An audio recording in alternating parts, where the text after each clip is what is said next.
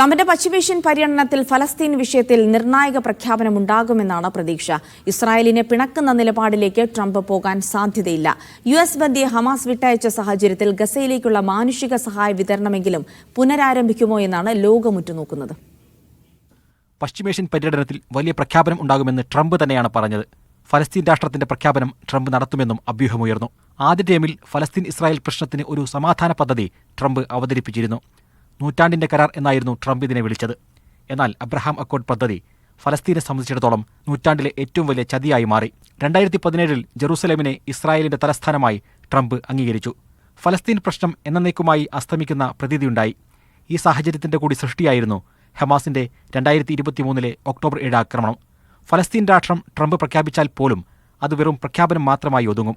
ഇസ്രായേലിന്റെ അധിനിവേശം, ഗസയിലെ ഉപരോധം, വെസ്റ്റ് ബാങ്കിലെ കയ്യേറ്റം എന്നിവയൊന്നും അവസാനിപ്പിക്കില്ല.